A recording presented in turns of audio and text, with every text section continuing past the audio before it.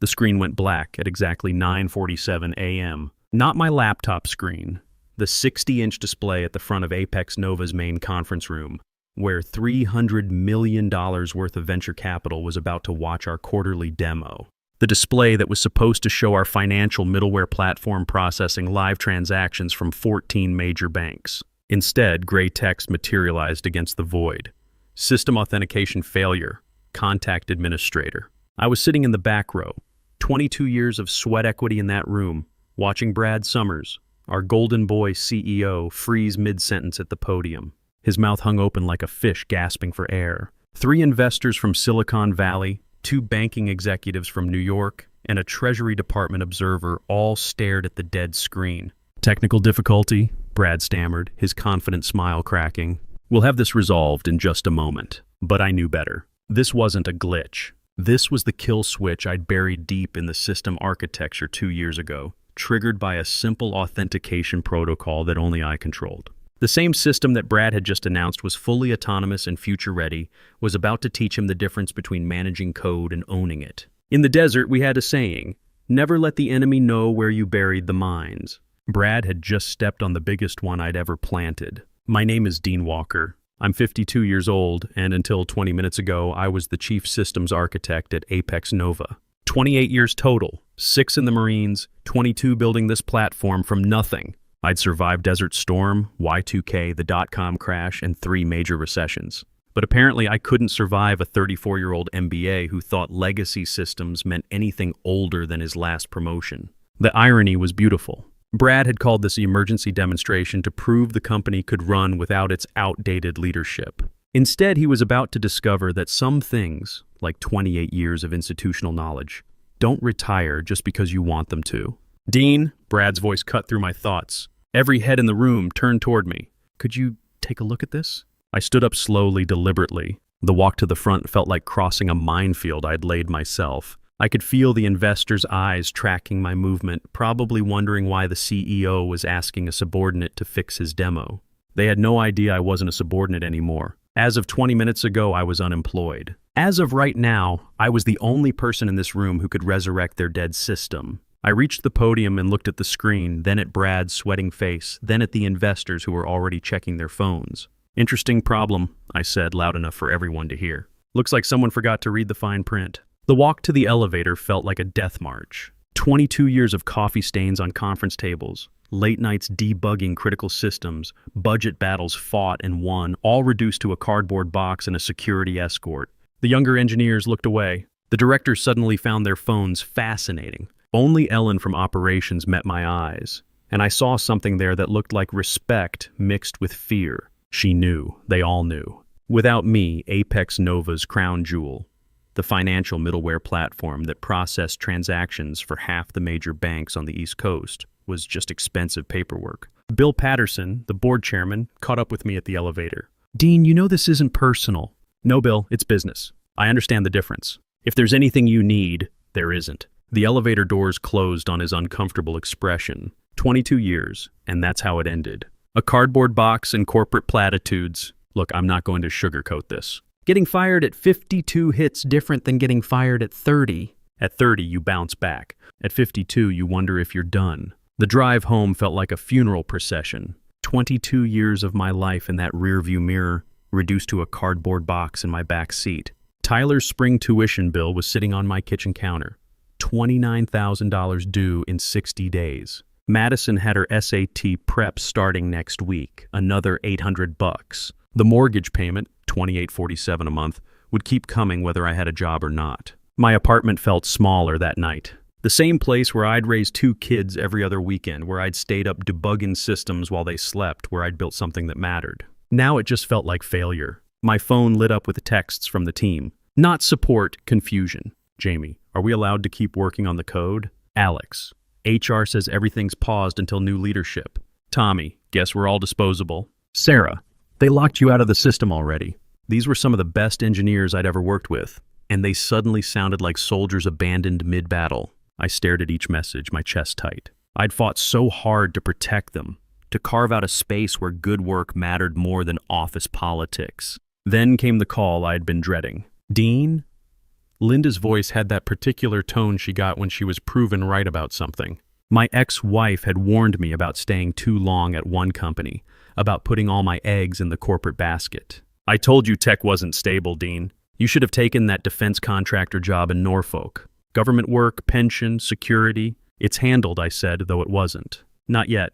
Tyler's asking if he should drop out. The tuition's due in 2 months, and now... Dean, what are we going to do? We'll figure it out. Madison's defending you at school, but the other parents are talking. The Hendersons' dad works at Google, and apparently Brad was bragging at the country club about cleaning House of the Dinosaurs. Dinosaurs. That word hit me harder than the firing itself. Maybe I was obsolete. Maybe 28 years of experience meant nothing in a world where kids wrote code before they could drive. Tyler called around midnight.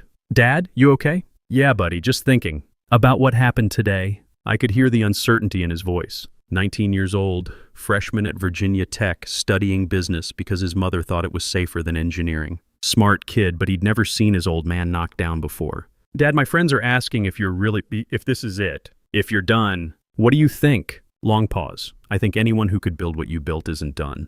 I think they just made a really big mistake. That's my boy.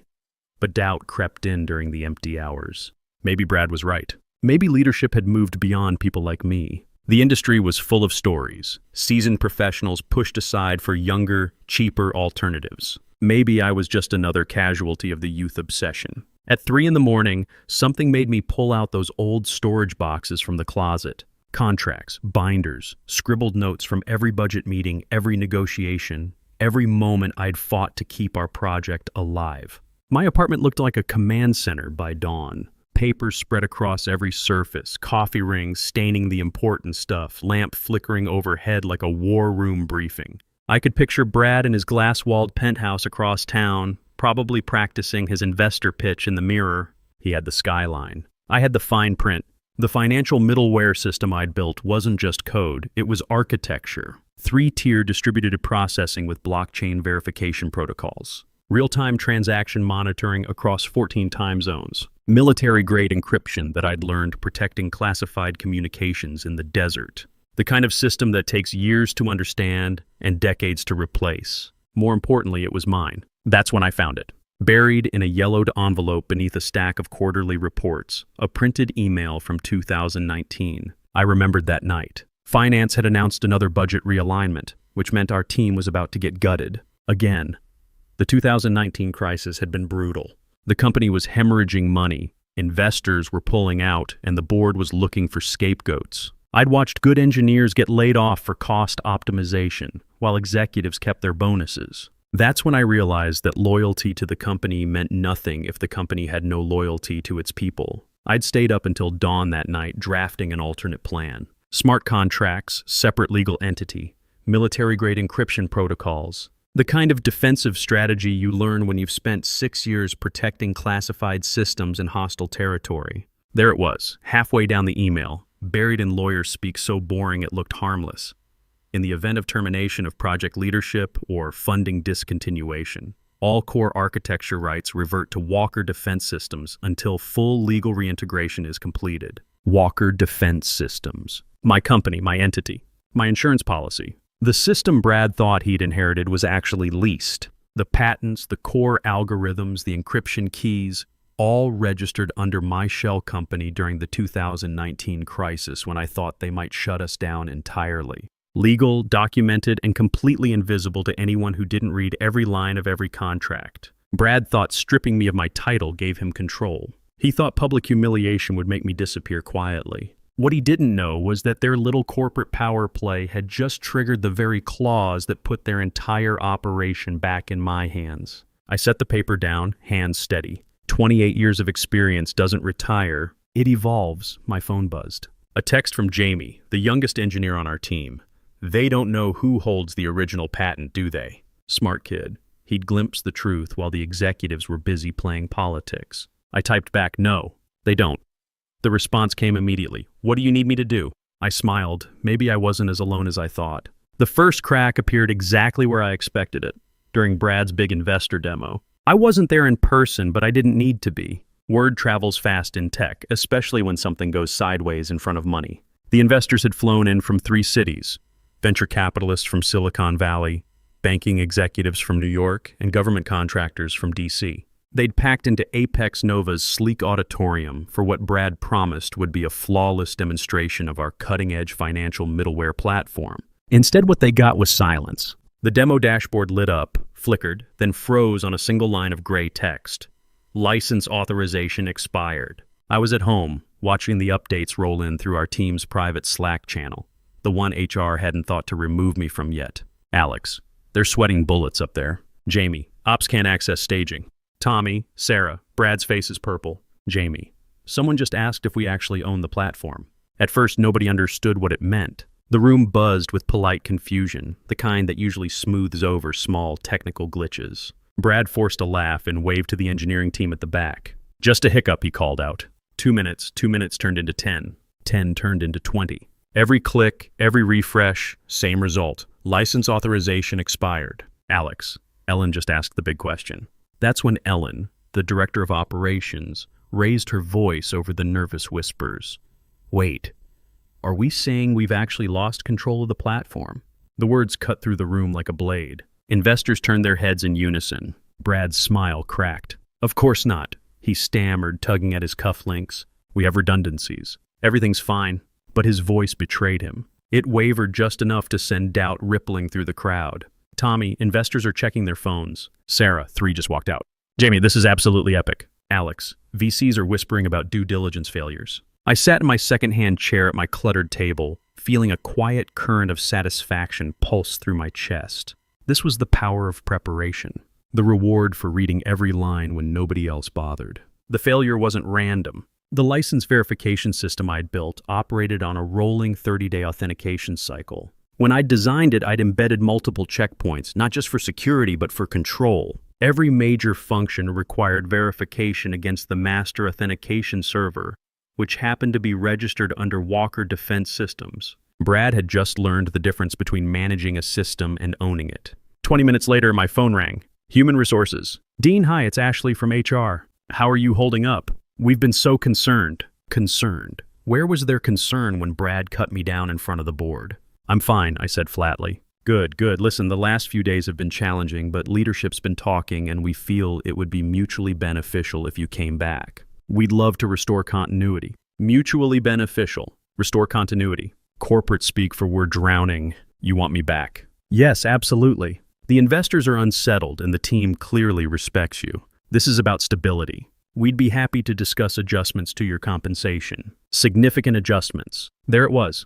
Money. The universal bandage they thought could patch any wound. I let the silence stretch until she shifted uncomfortably. You don't have enough money, I said. I'm sorry? You don't have enough money to buy back 28 years. Not the late nights, not the system I built from scratch, not the patents you tried to bury, and certainly not my silence. I hung up before she could respond. Within an hour, my phone was ringing again. This time, it was Bill Patterson, the board chairman. Dean, this is Bill. We need to talk. No, we don't. The system is locked out. Our entire platform is down. Clients are calling. Sounds like a Brad problem.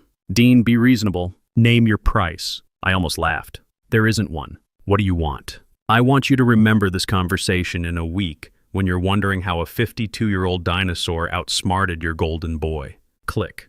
That evening, I made 3 phone calls. Not to lawyers or headhunters. To brothers, Tank, it's Dean. Rick Tank Rodriguez had been my squad leader in the desert. 27 years later, he was running a cybersecurity consulting firm in Virginia Beach. Still had that same gravelly voice that could cut through artillery fire. Tank had saved my life twice in Iraq. Once from enemy fire, once from friendly fire that wasn't so friendly. The kind of debt you never forget. Well, I'll be damned. Dean Walker. Heard you got the axe from some pretty boy CEO. News travels fast. Bad news travels faster. Especially when it's about family. Tank had always considered our old squad family. What do you need? Remember what you used to say about leaving Marines behind? Tank's laugh was like gravel in a cement mixer. No Marine left behind. What's the play? Corporate warfare. Could use some reconnaissance. Say no more. When do we start? The second call went to Mike Wire Torres in Phoenix. Wire had always been our electronics guy. Could tap a phone line or disable an alarm system faster than most people could tie their shoes. He'd been the one who kept our communications secure when we were running classified operations. These days, he ran a small security firm, mostly corporate anti-espionage work. Wire had gotten his nickname from his ability to wire anything: explosives, communications, security systems. In civilian life, those skills translated into one of the best corporate intelligence operations in the Southwest. Dean, heard about Apex Nova? That sucks, brother. Could use some help with reconnaissance. Against corporate targets? My specialty. What are we looking for? Anything that doesn't add up. Financial irregularities, undisclosed meetings, foreign connections. Now you're talking my language. The third call was to Joe Priest Williams in D.C. Priest got his nickname because he'd wanted to be a chaplain before he discovered he was better at reading contracts than scripture. The man could find loopholes in the Ten Commandments. Now he handled military contracts for defense firms, specializing in the kind of legal warfare that kept corporate executives awake at night. Dean, good to hear from you. Sorry about the job situation. Not sorry yet. Need some legal advice. Pro bono for a Marine. Always. What's the situation? Patent dispute. Corporate malfeasance. Possible national security implications. My favorite kind. When do we meet? We met at Tank's office the next morning. Same old crew, 25 years older but still sharp. Tank had put on weight, Wire's hair had gone silver, and Priest wore glasses now. But when they looked at the contracts I'd spread across the conference table, their eyes lit up like we were planning another mission. This is beautiful, Priest said, running his finger down the patent filing. You buried this deeper than a Taliban IED.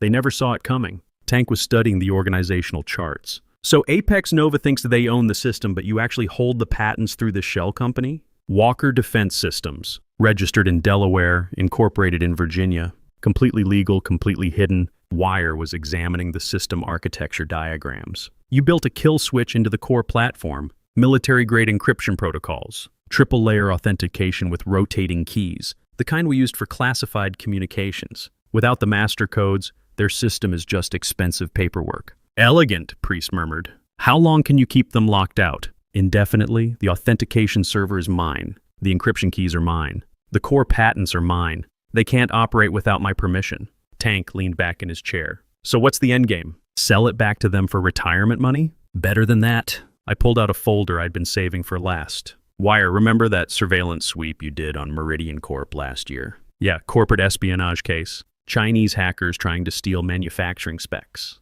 Why? I need you to do the same thing on Brad Summers. Quietly, looking for what? Anything that doesn't add up. His timeline, his backers, his real agenda. Something about this whole situation feels orchestrated. Wire nodded slowly. You think the firing was part of a larger plan? I think Brad Summers is either the dumbest CEO in tech history, or he's working for someone else. Either way, we need to know which. Tank was already thinking tactically. What's our timeline?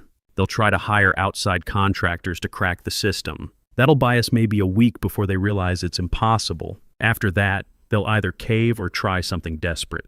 And if they try something desperate, I smiled. That's when we spring the trap. 3 days later, Wire called with results that changed everything. Dean, you're going to love this. Your boy Brad's been having secret meetings with overseas buyers, some investment consortium called Dragon Capital Partners. They're not interested in the platform, they want the client data. Financial records for every major bank that uses your system. My blood went cold. For what purpose? Money laundering, insider trading, you name it. This isn't corporate acquisition, it's financial crime. And here's the kicker. Brad's been negotiating the deal since before he fired you. This was planned. How long before he fired me? 6 months, maybe longer. The meeting logs go back to last fall. That changed everything. This wasn't just about ageism or corporate politics anymore. This was about financial fraud. The system I'd built processed transactions for institutions that handled sensitive financial data. If criminals got access to that information, there's more, Wire continued. Dragon Capital isn't just any investment firm. They're a front for money laundering operations. Brad's been taking payments through a Cayman Islands account. Classic financial crime setup. Evidence? Rock solid. Photos, meeting transcripts, financial transfers. We've got him dead to rights on securities fraud and conspiracy. Get me everything. We're going federal. The siege began systematically. We weren't cowboys, we were Marines. Every action had a purpose. Every pressure point was calculated. Tank's cybersecurity audit discovered vulnerabilities in Apex Nova's systems that required immediate attention, expensive attention. He submitted a formal report that highlighted critical security gaps that could expose client data to foreign actors. The kind of report that made board members wake up in cold sweats. Wire's intelligence gathering revealed Brad's pattern of closed-door meetings with people who weren't on any official visitor logs. Meetings that happened in restaurants far from the office, in hotel lobbies, and parking garages. The kind of meetings that suggested someone had something to hide. Priest's legal review found contract violations that could trigger regulatory investigations. The kind of violations that attracted attention from federal agencies that took national security very seriously. And my system kept failing at the worst possible moments. Every morning brought new technical difficulties. Client demos crashed. Backup servers went offline. The platform that had run flawlessly for 6 years suddenly couldn't stay operational for 6 hours. But these weren't random failures. Each outage was strategically timed to maximize damage. The Tuesday morning crash hit during First National's quarterly investor call. Wednesday's failure occurred during the Federal Reserve's stress test review. Thursday's outage happened while the Treasury Department was conducting their security audit. Brad was spiraling. His confident swagger turned to panicked damage control. He hired outside contractors to fix the problems. Raza Solutions from California, a team of ex-Google engineers who charged $5,000 a day. They spent a week trying to crack my encryption protocols and achieved exactly nothing. Then he brought in Black Hat Security, a group of former NSA hackers who specialized in penetration testing. They lasted 3 days before admitting defeat. My system wasn't just locked, it was impenetrable. The financial pressure was mounting. Each day of downtime cost Apex Nova hundreds of thousands in revenue. Clients were threatening to cancel contracts. Stock price was falling. The board was asking uncomfortable questions. "Dad?" Tyler called me on Thursday evening. He'd been quiet since the firing, probably embarrassed that his classmates' parents were gossiping about the old man getting canned. "Yeah, I've been thinking about what you do. Building systems that banks use. That's actually pretty cool. Your mom thinks you should focus on your business degree. Mom doesn't understand code. I want to learn what you do. The real stuff, not the theory they teach in school." For the first time in 2 weeks, I smiled. It's harder than it looks. Good, easy stuff is boring. That weekend, Tyler drove down from Virginia Tech. He spent Saturday morning going through my old architecture diagrams, asking questions that reminded me why I loved this work in the first place. "Dad, why did you build the kill switch into the core system?" "Because systems are like people, son. If you don't know who you can trust, you build in protection." "Did you know Brad would try to sell the company?" "I knew someone would try something. I just didn't know when." Madison had her own take on the situation. When we picked her up for lunch, she told us about her week at school. Sarah Henderson's dad was bragging about how his company was going to hire all the displaced talent from Apex Nova. So I asked him if he knew the difference between managing code and writing it. He didn't. "Madison, what?" "It's a fair question. You wrote the system they're all fighting over. They can't even keep it running without you." Smart kid, both of them were. By Friday morning, the pressure had reached a breaking point. The board called an emergency session. Brad had promised the investors that all technical issues would be resolved, that the platform would be fully operational, that the company was stronger than ever. He was half right.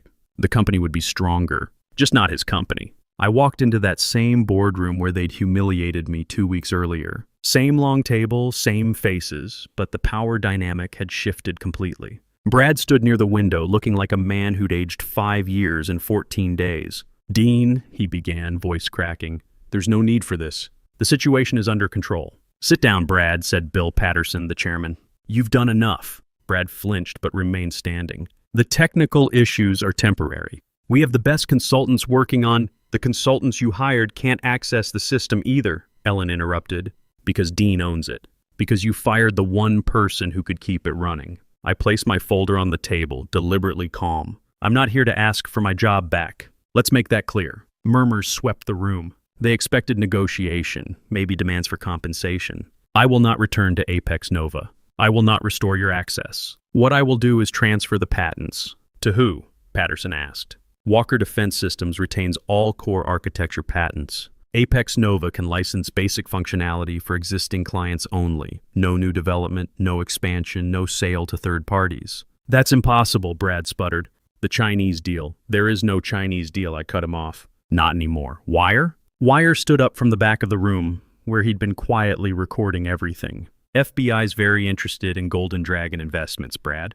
Turns out selling financial client data to foreign intelligence services is what we call treason." Brad's face went white. "You don't understand. The deal would have saved the company. The deal would have compromised national security," Tank said, stepping forward. "We've got photos, financial records, communication intercepts. You've been taking money from Chinese intelligence for 6 months. Priest opened his briefcase and slid a document across the table. Federal warrant. Brad Summers, you're under investigation for violations of the Foreign Agents Registration Act, the Computer Fraud and Abuse Act, and the Economic Espionage Act. The room erupted. Board members shouted over each other. Patterson called for order. Brad slumped into his chair, looking like a man watching his world collapse in real time. The system stays locked until the FBI completes their investigation, I announced. After that, Walker Defense Systems will license limited functionality to Apex Nova for existing clients only. No new development, no expansion, no foreign sales.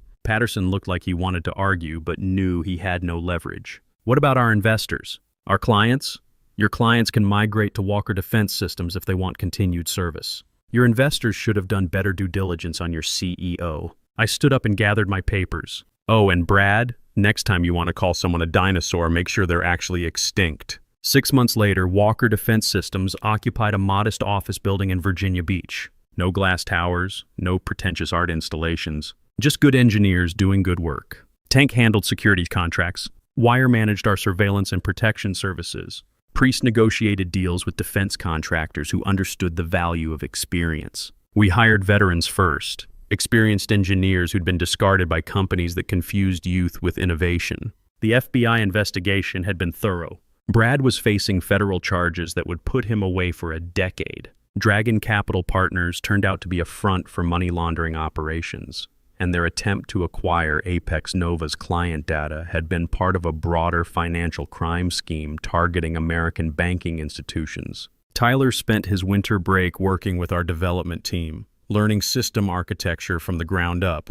He'd switched his major from business to computer science despite his mother's objections. Dad, this is what I want to do. Build things that matter. It's not easy work. The best work never is. Madison had her own perspective on the whole situation. During parent-teacher conferences, when other parents tried to bring up the situation at Apex Nova, she'd just smile and say, "My dad builds things that protect the country." What does your dad do? The financial middleware system was running better than ever. We'd improved the security protocols, added new features, and expanded our client base to include government agencies that needed military-grade financial processing. The kind of clients who understood that experience wasn't a liability, it was an asset. Brad Summers made the news exactly once more. A small item in the business section about federal convictions and foreign investment violations. By then, nobody cared. The tech world moves fast, and yesterday's genius is tomorrow's cautionary tale. But Walker Defense Systems kept growing. We recruited talent from across the industry. Engineers who'd been pushed aside for being too expensive or too experienced. Turns out, when you're building systems that protect national security, you want people who understand the stakes. Tank put it best during our first company meeting. We're not here to be the youngest or the cheapest. We're here to be the best. The Marines have a saying, once a Marine, always a Marine. But there's another part to it that most people don't know, and Marines take care of Marines. That's what Walker Defense Systems became, a place where experience was valued, where loyalty mattered, where the mission came first. We built systems that protected the financial infrastructure of the United States. We hired veterans who understood service. We proved that wisdom beats youth every single time. Sometimes the best revenge isn't destroying your enemies. It's proving them wrong. It's building something better with the people they threw away. It's showing the world that experience doesn't retire, it evolves. 28 years of knowledge doesn't become obsolete overnight. It becomes dangerous when it's underestimated. If this story hit you somewhere, if you've ever been underestimated or pushed aside because of your age, remember this: your worth isn't decided in someone else's boardroom. It's written in what you choose to build next. Sometimes all it takes is knowing where to find the fine print. And sometimes the best weapon against ageism is proving that experience trumps arrogance every single time. The young lions think they own the jungle, but the old wolves know where all the traps are buried.